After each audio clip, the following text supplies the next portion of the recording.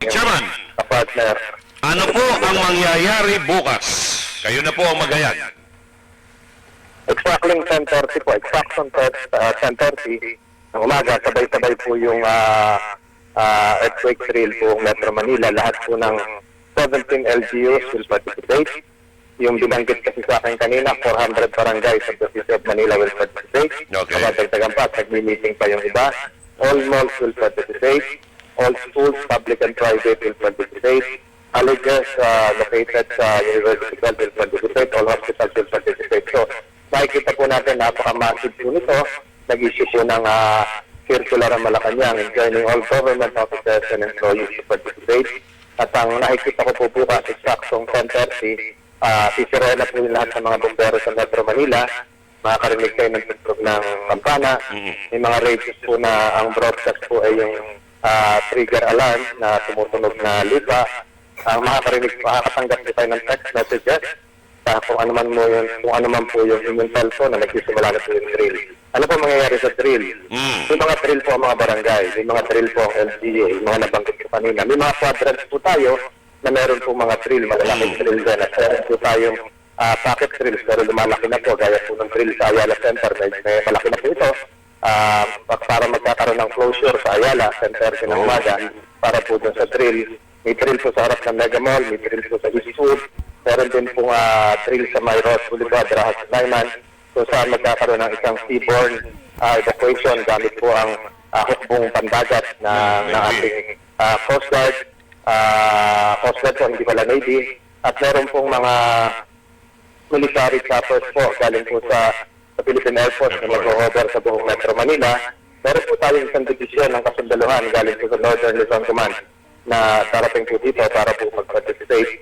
Meron po tayo galing Southern Luzon Command. May rescue team po tayo galing sa Bulacan at Rizal. Tutulong din dahil ang simulation dapat galing labas ng Metro Manila. Meron pong drill sa SLEX, simulation po ng naputol na skyway. Meron pong drill sa Pasig River. Napakarami yung sabay-sabay. Command center sa Asiana at meron din po sa Camp Aguinaldo. Ang ibig sabihin ng 10:30 magsisimula, kunwari 10:30 na ganap yung The Big One sa Kaliman. Opo, 10:30. 7.2. Opo. Gaano kalakas o? 7.2. 7.2. Gaano ka ano? Opo. Gaano katagal, if ever, yung would-be earthquake? Opo, yung buong scenario po is 1 hour, 10:30 to 11:30.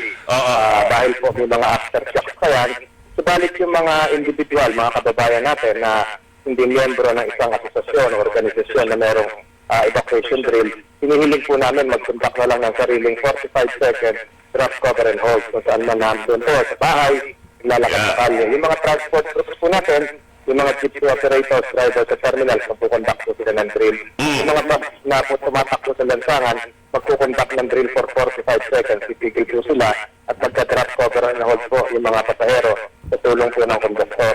Iiwas po yung mga driver dapat sa mga babagsak na billboard, power lines at mga kuryente. So, iiwas din po sa mga posibleng dumagsak na tulay at mga flyover. So this will mean traffic, apektado ang traffic bukas. Meron po dahil yung 45 seconds nag-stop.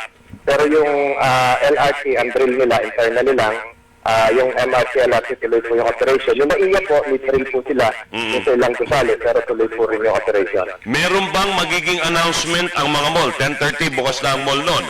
May nag-grocery na rin. Meron bang PA system that will announce na this is just a drill? Opo.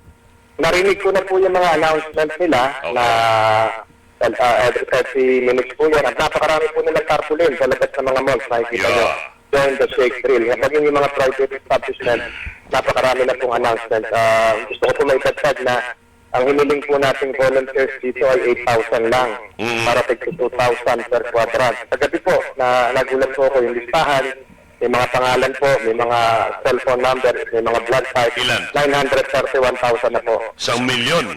Kulang-kulang. Mag-1 milyon na po kagabi. Baka ngayon ho, mag-1.2 na ho yan. Baka hanggang bukas, 1.5 tayo. So, nakikita ko po yung enthusiasm ng mga kababayan natin tumulong sa kapwa. Ito po bibigyan natin ng kasanayan.